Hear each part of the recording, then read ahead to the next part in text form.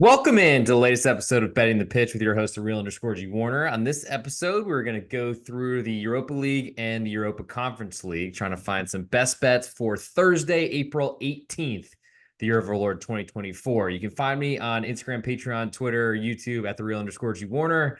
And you probably should, if you're not subscribed already on YouTube, please do that at _G Warner. If you're not on Spotify, hit Betting the Pitch podcast. And if you're the same goes for Apple Podcasts as well. To go through each of the games, try to discuss where teams are their heads at, especially after Bayer Leverkusen were Bundesliga champions this weekend, and then have to go on Thursday, just a few days later after a Sunday Meisterschale securing win. They have to then go to London and face West Ham. So there's a lot going on for a lot of these clubs. We had Roma, who you can see the scarf in the background. If you're watching live, I do upload these video style in case you want to actually see what's the same landscape in the back of my apartment usually, or I guess if I'm on the road, you can see something different there. But anyway, thanks for everyone for coming in.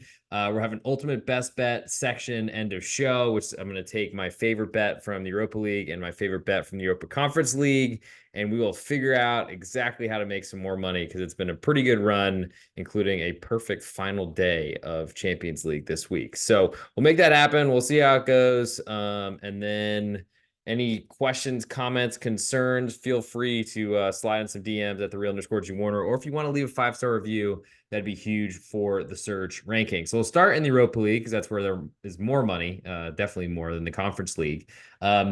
First match I'll discuss is Roma and AC Milan. So a lot of drama for Roma this weekend. Played a match, I think, 80 minutes of the way, and then Evan Ndika, a reserve center back, collapsed. Actually didn't see the match because it was not uploaded. I guess that was a Serie A thing. They didn't allow you to watch it afterwards. Maybe for the best. But that was a response to a big win in midweek with Roma facing AC Milan, who I actually happen to be wearing a kit of. I don't know that I have many other chances or choices to wear gear from the Europa League, but I'm wearing it, so why not? And it was a good Europa League Thursday last week, so we'll try to keep that going. Regardless, Roma with a 1-0 lead is a big deal. I think in terms of, I can probably give a little bit of a tracking of where this number has moved, and really what where I'm expecting it to go. So I'll get into the number now. I don't think we have any too advanced numbers, unfortunately, because I would be well ahead of the game as I backed Roma and under last weekend and that, or last Thursday, and those both hit with Roma 1-0 victory on the road at Milan. Roma a quarter goal underdog at home with all the juice. Over under is 2.5, juice more to the under than to the over. So we saw that this weekend. Roma did rotate pretty significantly. Paulo Dybala started on the bench. Romelu Lukaku started. But like I said, I couldn't see that much of the match because Paramount Plus, one of my least favorite streaming networks in the world. There's only so many of them that I even think about. But that's certainly one of them. They didn't even upload the game, so I couldn't see what they did at Udinese. But I do know that Milan rotated significantly as well. Rafael Leao did start both Thursday and the Sunday match. I think it was a road draw against Sassuolo, even though they fell behind 2-0 early, fought their way back. I want to say that's what happened. But regardless, Milan's far away in second place in the Serie A in Italy, and they're in a really interesting position because they have the Milan derby against Inter this weekend, and Inter can beat Milan and clinch the Serie A title. So that's kind of distracting a little bit. I think they're probably more interested in this second leg Europa League tie. They do look like Milan have Champions League locked up. Roma do not. They're further down the standing. So big deal for both these clubs. I suspect, though, Milan is probably the one that might have an eye, potentially wandering eye toward this weekend, because they're just sick of losing to Milan, sick of getting embarrassed, despite really, at least in my time in Milan in October, seemed to me that AC Milan are the favorite of the town, but clearly are not the best team in the town. Put it that way. So Roma 1-0 lead. I usually go through and I love the permutations of second legs. First legs are usually conservative to me, and then you see what happens and you see what teams need. Sometimes the marketplace will bet things based on what these teams are looking for. Other times they seem to kind of ignore it. I feel like the Champions League was a little bit that way this week, but in the former, where they're kind of betting what teams needed versus what the lines they initially put out in the first legs. Here we have Roma, so they were a 3/4 goal underdog, I believe, on the road at Milan. Now, if you just flip flop home field advantage, that would make them a quarter goal underdog. They're very juiced here, which seems to be a reaction to their victory on the road at Milan, but not a huge overreaction or anything like that. The issue here is, so Roma's going to have a big crowd. I went to the Stadio Olimpico earlier in October as well, same trip, and went for a Europa League match against Slavia Prague from Prague. And it was a pretty good environment, but not as dynamic or as loud, deafening, whatever, as I would have expected based on the stories and really what I've heard from a lot of broadcasters about how great the Roma fan base are. Certainly, it's not exactly their main competition or the one they're most interested about, just a group stage match against Slavia Prague in October. But I think that it will be the best it can be. My question is just when you have a running track around a stadium, it's not the same type of crowd influence, I don't think. So that maybe downgrade that a little bit, but still Roma, I thought, were far too big of an underdog on the road at Milan in the first leg. And they took an early lead and held on to it, maybe for dear life, but did hold on to it. And it looked like they were really, so they opened a 3/4 goal underdog on the road, and Milan were getting bet up until the close. So kind of a big turnaround here. But my general take on Roma is that ever since they got rid of Jose Mourinho, they've started to score a ton of goals. But then that kind of started to fade away in the most recent time. A lot less goals scored, but also on the good side, a lot less conceded. The Milan side, to me, they just score a ton of goals and they concede a lot. So that's kind of two opposing kind of styles of play, if you will. Though I feel like I've been on record on this podcast, Betting the Pitch, on Apple Podcasts, Spotify, and on YouTube. If you're not following or subscribed, please go do that. I think my statement so far is that Milan, they can't keep getting away with this type thing because they've somehow become a distant second place. I mean, behind first Inter, but also ahead of third, thanks probably to Juventus basically collapsing once they knew that the Scudetto was out of their hands and that Inter were going to go win it. But I just don't really feel like Milan have really deserved it. I mean, they've come from behind a lot. They've scored a bunch of goals and never really had comfortable wins or scored late and things of that nature. So maybe that's what happens when you're a really good team. But I just don't, or at least when you're a bigger budgeted team, because I don't think that Milan are that great. So that makes me want to be against Milan as a road favorite. The only problem for me here is the advanced situation. So Roma with a 1-0 lead.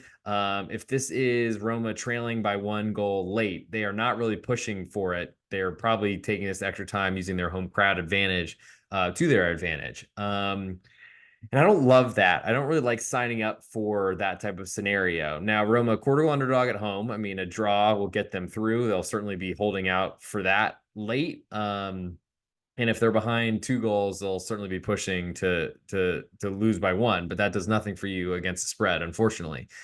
So that's kind of the dilemma here. If you're backing Roma, you're expecting them to draw or win, of course.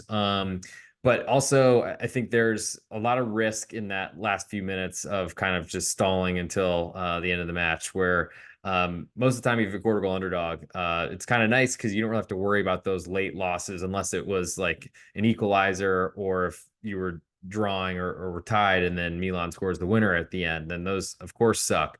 But the late add-on goals, like if you're throwing your keeper up, those aren't going to hurt you that bad because you would have lost anyway, trailing by a goal with a quarter goal underdog. If they lose by 2, so what?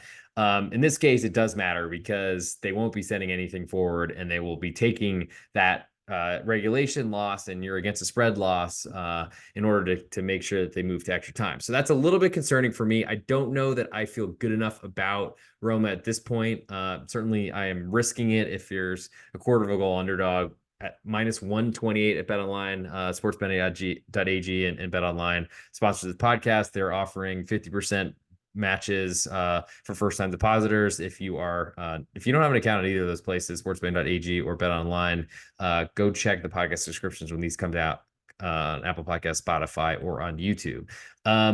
But I guess, I mean, so I'm interested in Roma, but I do have some concerns about late in the match, and so I feel like if I'm playing Roma, it's because I really just want to be against Milan again. I'm not sure that I feel that way at the moment while I'm recording this, but then I'll move to the total, so 2.5, and that to me is it's more of a Milan type of total than it is a Roma total because Roma has been low scoring for a while. I mean, they've had plenty of twos and 2.25s. Milan are way on the other side of things where like for instance this weekend at Sassuolo they were three goal total and closed a 3/4 goal favorite on the road. So pretty much high scoring Milan go on the road. Generally offense doesn't travel as well. Crowd limits that as is officiating, et cetera, et cetera. So I think I'm most interested because Roma, if they lose 1-0 here, let's say, in regulation, that covers the under, it loses the side, but they're going extra time and are probably very conservative at the end. If Roma take a 1-0 lead, that's a really good position to be in for that quarter goal underdog, of course, because they concede a goal and you still win half your bet. And that probably a precarious position for the total because then Milan are going all out because they're down 2 goals on the aggregate. So Milan score first, probably better for under, really bad for your underdog against the spread. But I guess my general feeling is I want to be against Milan despite wearing the shirt. As you can tell, I'm not biased because I clearly am just bet against them both ways in their last match when these two teams met, and I do have a scarf behind me. So if you're watching on live, then or just watching in general, because I think I uploaded videos on all platforms. Anyway, we'll move next to Atalanta and Liverpool. And Atalanta, a 1-goal underdog at home, more of the juice, almost all of it. Over unders 3.5, juice very heavily to under. This is an incredible second leg here because really of what happened in the first leg. So Atalanta, a 1.5 underdog at Anfield, goes on the road and misses a really early chance, like point blank, great save off, I think, Kelleher's face, the Liverpool goalkeeper, and then still wins 3-0. Awesome for +1.5, which I gave out as my best bet on this Europa League episode last week. Cha-ching, trying to keep that going, that streak alive. And then also really bad for Liverpool at this point. And then I don't know if that impacted their weekend performance in the English Premier League, but taking another loss to Crystal Palace at home of all teams has really put them in jeopardy for winning the English Premier League championship. And then, of course, when you think about Manchester City getting bounced out of Champions League, then it's really not going well for Liverpool or Arsenal, I guess, for that matter. From a game style here, Atalanta used to be all offense all the time, no defense, just tried to outscore you. They've been better about that. Didn't look great having a up 2-0 at a great first half. Excuse me, did look great at home against Hellas Verona, team fighting relegation, literally selling everything that wasn't nailed down to their equipment shop in the January transfer window. I think they recouped like 20 million euros or something like that by player sales mid-year because they just couldn't afford the wage bill or something like that. Who knows if financial fair play is coming in there? But Atalanta then really didn't show up. No show the second half. Allowed 2 quick goals in a short stretch of time and ended up drawing. And they're still fighting for stuff in Italy. So that was not a great move for them, unfortunately. But they've got a 3-0 lead, and they're going to try to hold on to that. Now, Liverpool, I mean, they still, I think they're considering the English Premier League title as the bigger of their competitions right now. This is probably the least important to them. And we saw that from how they rotated, started Salah on the bench in this first leg, and probably figured at home that they're in good enough shape to still get a result, or at least still win the match, I think. And certainly the odds makers felt that. Now they're a 1-goal favorite, so that's about a flip from the 1.5 that we saw Atalanta catching at the close. I don't know necessarily what Atalanta's game plan here is, however. So Atalanta is still an offensive side, but not only offense like they have been in the past. With a 3-0 aggregate lead, that's a pretty big advantage and probably the biggest they could ever expect. So what does that mean for kind of what their strategy is here? If they concede a goal, they and lose 1-0, let's say, they cover the under 3.5 and they push on their spread. That's a great result. Atalanta will surely take that. They probably would sign up for it right now. If they lose 2-0, they're still going through, but you lose on the side and win the total. So that and then they're also probably very concerned late in that match that Liverpool will get an equalizer, go to extra time, and then all of a sudden Atalanta are really nervy at that point, realizing that they had just squandered a 3-goal advantage from an incredible road trip to then squander it at home. And I think at that point Liverpool has got all the momentum. They've uh, clearly saved themselves out of the fires, and then I think Liverpool will probably go on to win. But I would imagine that Liverpool are going to be very aggressive. They always are. That's the Jurgen Klopp style. It's been different this year and than years past, and it's kind of morphed each season based on personnel. But I don't know necessarily that there's a stopping mechanism for Liverpool. They're going to go out and attack the whole time. I would expect Atalanta will probably be pretty conservative, defensive, pragmatic, just not looking to give goals away, and see how long they can kind of hold out. Now, they're not the most rigid defense. They're not going to sit back and let Liverpool have everything. And I think the biggest concern, if you're playing under 3.5 here, is that Atalanta use a counterattack, score a goal, and then Liverpool are just really sacrificing all defense, leaving one man back to throw 10, or I guess 9. It would be 9 attackers in the box at that point because they still have the goalkeeper.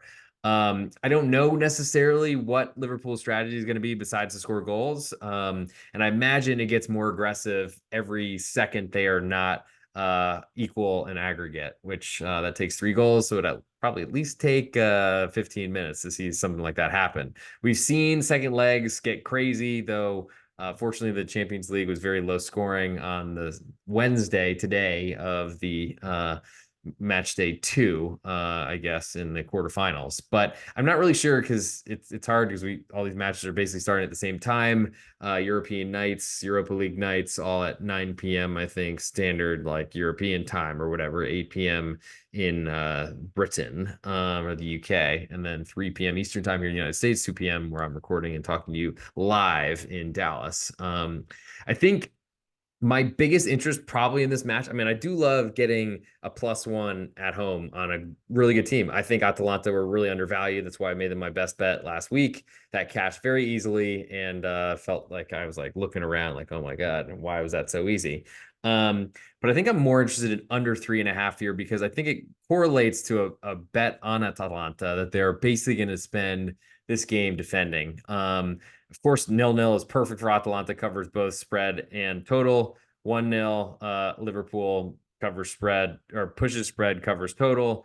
2-0 covers total, does not cover the spread. And I think what Atalanta, I think, are going to do is just try to keep this, to keep the clock rolling, keep Liverpool out.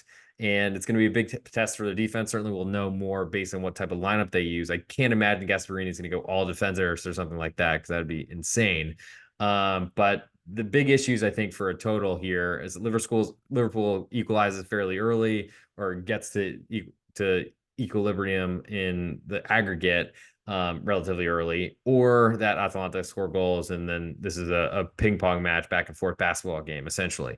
I don't know that that's necessarily likely. I think this is too big of a deficit for Liverpool, but crazier things have happened. I think we'll know a lot about what the Liverpool lineup looks like because they still have Premier League stuff this weekend. They don't think they're out of it. Though certainly Manchester City are in a much better place to win now with the lead and out of Champions League. But I think well, I'm going to have my eyes very focused on this Liverpool lineup on Thursday afternoon and here in Dallas and see what that looks like. But like Atalanta, I do like the +1. I also like under 3.5. I imagine Liverpool goes pretty strong with their lineup. Moving next to Marseille, hosting Benfica. Marseille, a quarter goal favorite at home. All the juice on Benfica on the road. Over unders 2 3/4. Juice more to the under than to the over. And this was a 2-1 Benfica win at home in the first leg in Lisboa or Lisbon, Portugal. It was a great start, 2-0 lead for Benfica at home, and then Marseille got to go back and look like they were playing a much better second half. Tale of two halves, tale of two cities. But Marseille, I've not had a great run with them, I will admit. I don't think that they're. I mean, Pierre-Emerick Aubameyang is apparently Aubameyang is leading, I guess, Europa League in scoring, which is pretty incredible because I feel like he wasn't even on the team the whole season. But regardless, he's had a great run, and they're gonna need more of that. Now, Benfica, to me, have been one of the biggest disappointments in European football and continental football specifically. Crashed out of the Champions League when they're second most likely to get to advance, according to the I guess pre-tournament or start of the Champions League campaign. Real Sociedad, who I bet to advance as a third most likely, basically, to get through, ended up winning that group. Benfica barely survived into this competition, but they've also barely survived to get here. Got through Toulouse, which was very lucky, and then, in my humble opinion, and now they're here. I don't really think that Benfica are very good, but I'm not a favorites player in soccer, so that's confusing. And Marseille are going to really put themselves, they're going to try to score goals. They're going to ride the Orange Velodrome, huge crowd, probably biggest stadium in all of France, and probably the biggest home field advantage besides Lens, maybe in northern France. But I think Benfica are going to try to defend. I just don't know that Benfica have been great defensively. I think they're going to have that on their mind and will try to do their best to keep Marseille out because goalless draw will get them through. What worries me, if Marseille take a lead, then we're equal in the tie, and Benfica probably turn on the offense and try to score and win and not go to extra time. Marseille are going to be scoring or trying to score this whole time. With that said, I think under 2 3/4 is fairly interesting. I mean, 2-1, you would lose half your bet. If Marseille win 2-1, they're going extra time, and you probably get a little bit of conservative stuff late in the match. I don't know, because like Benfica, I've basically been betting against their offense because they've been getting a ton of respect from the market for this entire Champions League, then Europa League campaign. Haven't lived up to the billing at all, and it's been a pretty easy moneymaker on the other side. But it's a little bit different here because they're playing another very offensive team. I guess for my interest here, it'll be the Benfica under 2 3/4, just because I really don't like that quarter of a goal, and I also don't like that on the road late. If they're down a goal, they're probably not pushing too hard to cover the spread for me because they're mostly worried about getting extra time and make sure they get there so they don't lose in regulation. But that's not really a great setup in my humble opinion. So I think my biggest interest is under 2 3/4. I'd love to get three. It doesn't look like based on the juice that will get there. But we'll see tomorrow afternoon and see where the money ends up going. Last but not least, in the Europa League, before I get to an ultimate best bet portion, or I'll select from the Europa League and then select one for the Europa Conference League as well. West Ham are a half a goal underdog at home to Bayer Leverkusen. Over under is 3, juiced more to the over, and there's all the juice on Leverkusen right now away. Might see 3/4 of a goal. West Ham were, I think, a goal and a quarter underdog on the road at Leverkusen and conceded 2 late goals, one very, very late to screw the side. Under came through. Yeah, it looks like 1 1/4 goal underdog. They got as high as 1.5, which unfortunately all those got screwed by a late goal. Leverkusen were on top the whole time. They're dominant at home. You would expect that. On the road, I'm not sure how much that'll change though, because the Leverkusen style has been great this year, undefeated across all competitions. But they did have that big thing, their that German Bundesliga championship thing this weekend, the Meisterschale, first time in the club history, and that's certainly going to distract this team this weekend. I'm not sure on Thursday. I'm not sure exactly if that makes West Ham likely to overturn a 2-0 deficit at home in the London Stadium, which does have that same running track around it, which is not great in my humble opinion. But it is certainly interesting, and so West Ham to me under David Moyes, they've been a very defensive side until this season. They've been scoring a lot of goals. I don't know if that's something that they will continue forever, but it's certainly been something I've had to pay attention to, and certainly with like bets I've been making is that it might be time to not play the West Ham unders because they really have had big trouble defending. Now, the issue here, I think, is when you put West Ham 2-0 down on aggregate after defending basically the whole match in Germany on Thursday. Now they're going to come home and they're going to be aggressive because they need to in order to overturn a 2-0 aggregate disadvantage. That's a big problem in my humble opinion because they're probably going to fall into some sort of defensive line, and maybe they find a goal early and that puts them on the path towards equalizing. but they're going to need two, and that means more stress on or pushing forward for a team that really shouldn't be doing it against Leverkusen.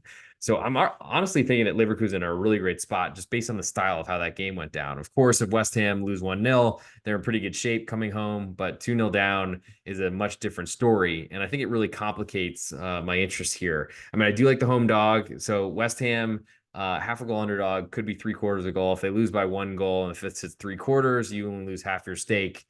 When a draw, Leverkusen celebrating at the final whistle, and they're not even doing stuff. Leverkusen also an incredible over this weekend with like 2-3% expected goals that went in, and then late goals, including an offside goal that wasn't reviewed, which is ridiculous. Maybe Florian Wirtz was an offside, but it certainly looked like it to me.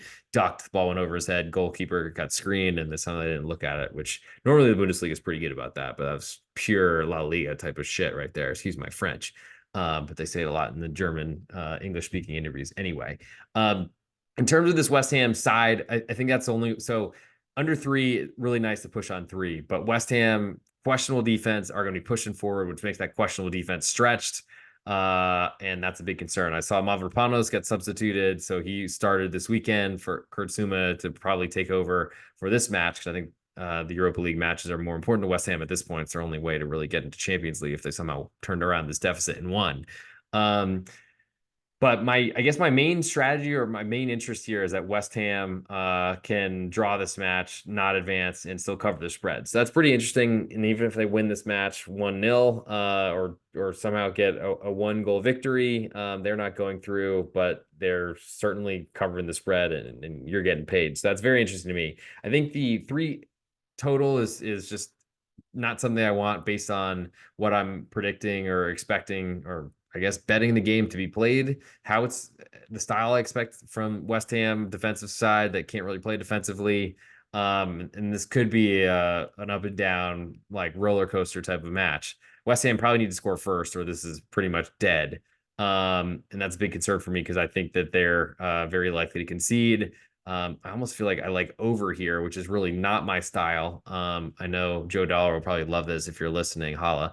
But I'm pretty sure, at least was asking at Big East Ben, my co-host in the college basketball podcast, to tell me just bet overs, which is funny. I think it's really hard for me to want to play anything total wise here for the under and underdog type of style I usually do. So that's probably a skip.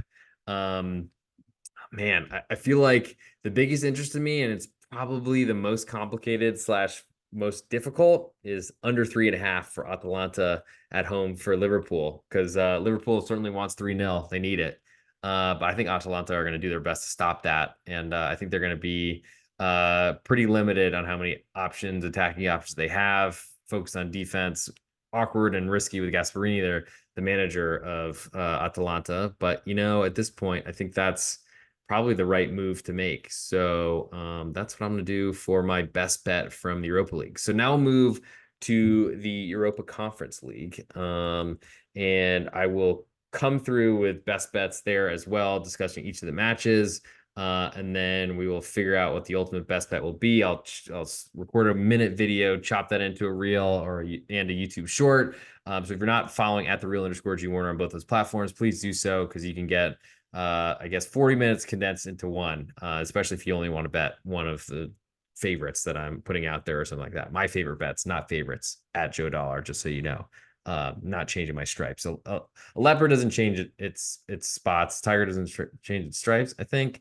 But anyway, so moving to earlier starts in the Europa Conference League. We have Fiorentina for the Viola from Firenze in Italia. They are hosting Victoria Plzeň, a Czech Republic side, or Czechia, who have been, I think, pretty strong in this competition. Got clearly to the Europa Conference League quarterfinals, and I thought got a lot of respect from the odds makers this year after a good performance. So this was a goalless draw first leg, which I was going to play under, but I just couldn't get there because I just didn't feel like I knew Victoria Plzeň enough. Now, Victoria Plzeň are going to go on the road, and after not scoring at home, it's hard to see them scoring on the road. Fiorentina, I don't really know what to say about Fiorentina. I don't know that that they're predictable in the way that they are going to try to possess the ball and that'll protect their defense. I mean, Luca Ranieri was so bad in their match this weekend on Monday, I think it was. I don't really know what Fiorentina is doing. I think that's part of why their manager's probably leaving to go for greener pastures, or at least with more money. But Fiorentina, a goal and a quarter favorite right now at home with all the juice over unders 2 3/4. She's pretty heavily to under right now. So we will not get the 3 push that I was looking for. I think Victoria Plzen, though, they've been very competitive. I can't name a player on their side. I'm pretty sure they're in Czechia because I drank a beer from there when I was in Leipzig last year and saw it, and I was like, oh, so that's where that is. But it's hard for me to say that Fiorentina deserved to be a goal and a quarter favorite. Really, I mean, I don't know that they've been doing that to many of the bad teams in Serie A either. I'm not sure that's really fully deserved. Different strategy, different squad style, values, all that sort of stuff here. But I really like the idea of seeing another really low scoring match. And Fiorentina, they're fighting it in Italy as well. So I think that's also good for potentially some distraction or something like that. So give me under 2 3/4 in that matchup. The other early matchup is Lille hosting Aston Villa. That was 2-1 Aston Villa. They're up 2-0 relatively early, got a corner they did not deserve, scored on it, of course. Nice job, officials. But Lille had done a really great job. I think they also got a pretty fortunate goal from Ollie Watkins, or maybe that's the one I'm talking about. That was early. Lille had an incredible streak of not surrendering or conceding a goal in the first half for going back a long, long time. So that streak ended. I wouldn't be shocked if they started a new one, especially after Lille and the French clubs didn't play this weekend as they got bye weeks, basically, which is, I think, genius by Ligue 1. Aston Villa, meanwhile, went on the road and won at Arsenal, which is probably great for their confidence, to say the least. And they're in pretty good shape here with a 1 goal lead going to France. But it's going to be a tough situation. Lille has a good crowd, and it's going to be complicated, as they say in all the Spanish interviews, which I think translates to hard. But the Spanish to English translators that are broadcasting never seem to get that. So if someone knows that, please slide in my DMs. Correct me if I'm wrong. At @real_G Warner, Instagram, Patreon, Twitter, and on YouTube. With that said, Leo, a pick 'em right now with all the juice. Over unders 2 3/4, juice more to the under. So I think Aston Villa, we've seen them go on the road and play a really high line. I was scared off enough of it playing on Thursday versus Arsenal playing on Tuesday last week. So big rest advantage and gigantic spread. I was like, well, I mean, it's clear that the Premier League market, usually the market knows more than any individual, but man, they got that so wrong. Aston Villa goes to Arsenal and wins. I think it's probably about the peak valuation you could ever have for Aston Villa. They're always going to get more respect than a French league on side, Farmers League, et cetera, et cetera. They just beat Arsenal on the road. I mean, they're on the road again and they're an underdog. I don't think there's any sort of way that Aston Villa could probably be more overpriced, that their valuation is higher than it's ever been. They're basically like Wayfair in the middle of everyone buying furniture, refinishing their homes. They're not leaving for a year. And then, we saw what happened to Wayfair if you follow the stock market, which I am still planning to do some stock market podcasts coming up, probably as the soccer season is winding down. So stay tuned for that. If anyone's got any tips or anything you want me to do or cover there, please slide in my DMs at @real_G Warner on Instagram, Patreon, Twitter, and on YouTube. With that said, for this matchup, so Lille got a big goal back late in their match on the road at Villa, gives them a chance here, and they really only need to win 1-0. I think Lille's first half defense is going to be it's going to be tested again. It has to be, because Aston Villa, they play such a high line. It's been worse on the road than it is at home for probably obvious reasons, but I think it also adds goals to matches because it's fairly easy to beat the high line, but it also creates a lot of opportunities for Aston Villa off of turnovers, which I think their offense needs. I don't know necessarily if like, because there's a big discrepancy in the wage balances, all these sort of things. There's a reason why everyone buys from Lille throughout all of Europe. They're a huge feeder club to the rest of Europe. I think that Lille are very talented, and I wish they were an underdog. because they need to win by a goal. But doesn't look like that's going to happen. That'd be a pretty significant change in juice. Though I feel like Aston Villa is about as overvalued as they can be. So I think the market is basically holding on to dear life, keeping Lille a favorite, and saying, okay, if you want to bet Villa, go ahead. I'll be interested to see if Aston Villa move to a quarter goal underdog. It looks like based on the juice where it is that will happen. But not sure, and we'll see what happens in that one. In terms of my biggest interest in this one, or at least my best bet, I think my interest is in under 2 3/4 because I think Aston Villa, they don't play a conservative brand, though Unai Emery certainly has in the past. I think that's the biggest question. If he plays his stall out Villarreal type of defense against Manchester United in whatever championship that was, Europa League, I think a couple of years ago, then I think this is a shoe-in for under 2 3/4. I don't know that he's playing that way, and I think he's probably proud enough about this Aston Villa side that they're in Champions League places in Premier League in England, that they're probably more confident and should be really confident, maybe overconfident. And I would love to be in a position to take advantage of that with Lille, but I don't want to lay anything. So we'll see if there's a big move on the pick'em and get Lille a little bit cheaper, -130. I'm not playing for a home favorite on a much lower budgeted side, but certainly there's good reasons for them to potentially cover as an underdog. I love Lille. We don't have that, and probably will never. Moving next to Fenerbahce, and they are hosting Olympiacos. Fenerbahce from Turkey and Olympiacos from they are from Athens, Piraeus in Greece. So where did I just lost the uh okay, aggregate. We have Fenerbahce 2, Olympiacos 3, and this was, I think, a pick'em when it kicked off. As I pull up these lines from last time, looks like, yeah. So Olympiacos were yeah, so they were ended up, so open to pick 'em, closed the quarter goal favorite, and the market was right. Olympiacos ended up winning that match 3-2. Now they go to Turkey, and Fenerbahce is a 1 goal favorite at home with all the juice on Olympiacos. On the road, over under is 3, juice more to under. So Olympiacos, I've been pretty disappointed. I was disappointed in them in really all their time in Europa League this year, last season. They've got some names, but they're still a top Greek side potentially. Panathinaikos is up there. PAOK is who we're going to talk about a little bit, is up there too, and Thessaloniki. So there's some, I think, I don't know what to take about Olympiacos. Fenerbahce on the other side are a really strong team that have built based on big Turkish dollars, I guess, on some older players, big names from big clubs across the world that just weren't getting big contracts. So there is some value you can squeeze out of those older players. I'm not sure how much that is, but they are behind 3-2 on aggregate, and you get a full push if Olympiacos lose by 1 goal on the road. I would imagine Olympiacos are going to go to defend. I'm not sure how capable they are, but Fenerbahce are going to be pushing forward, and every second they're not equalized, they're putting their defense at more risk, and that's great for Olympiacos. I think so as an underdog and under player, I think this is, I mean, totals 3. We saw 5 goals in the first leg. Fenerbahce and really all Turkey sides or Turkish sides have not really defended in any of these continental competitions from what I've seen. So I'm a little bit nervous about under 3, though I think Olympiacos are going to really try to stall this one out and advance with a 0-0.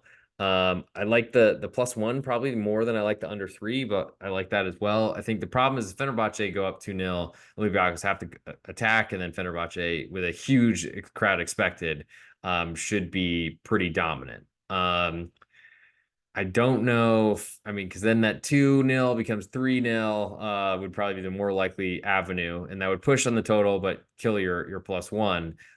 Maybe there's more value in the 3 than there is in +1. Maybe that's how I should feel about it. So I'll move on next to the last match we're discussing on this podcast before we get to ultimate best bets, and that is PAOK of Thessaloniki, Greece, hosting Club Bruges from Belgium. Bruges had an incredible run in the Champions League last season, fell all the way to the Europa Conference League, probably because they were using all their best players to make a deep run in Europe and then sold a bunch of them, but brought in some talent, honestly, some big names.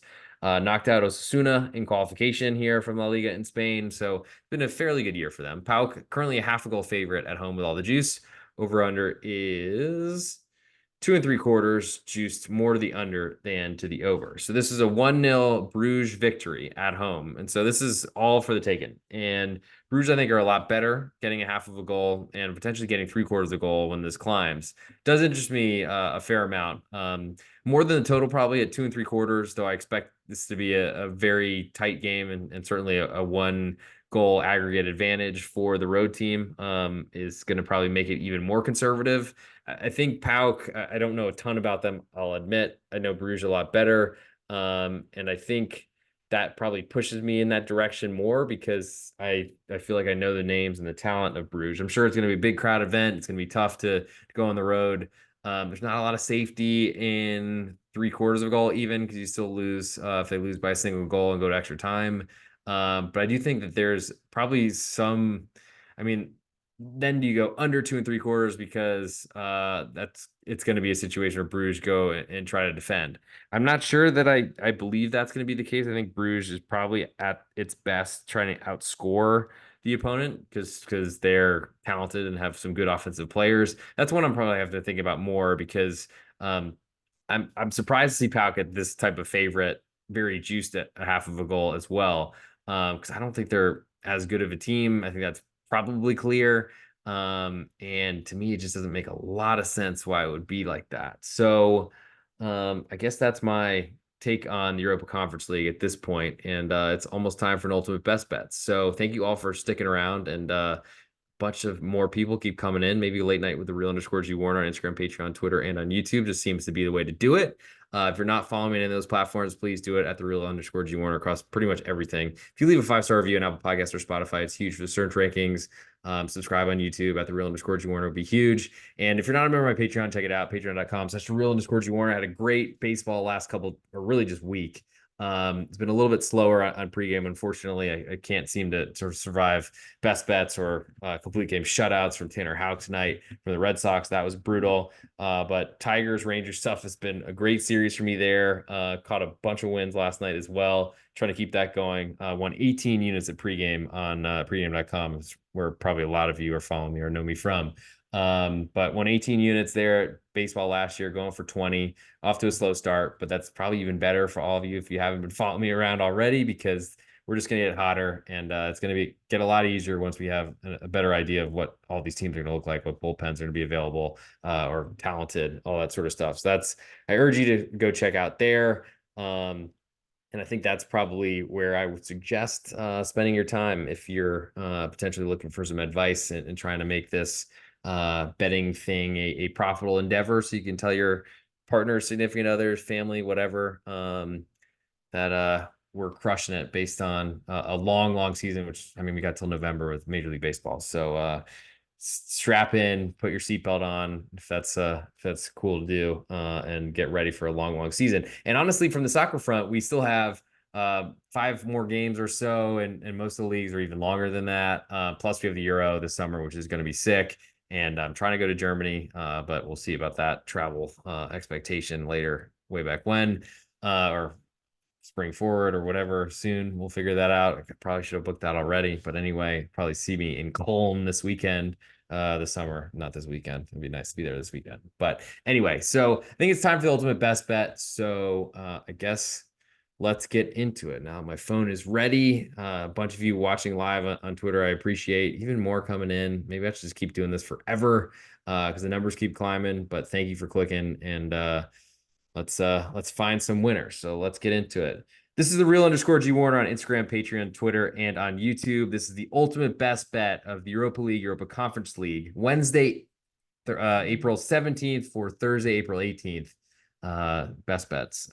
Keep getting distracted by all these buzzes coming in. Thought I was on Do Not Disturb. Anyway, I'm the real_G Warner, and my best bet from the Europa League is Atalanta under 3.5 goals. And from the Europa Conference League, I like Olympiacos under 3.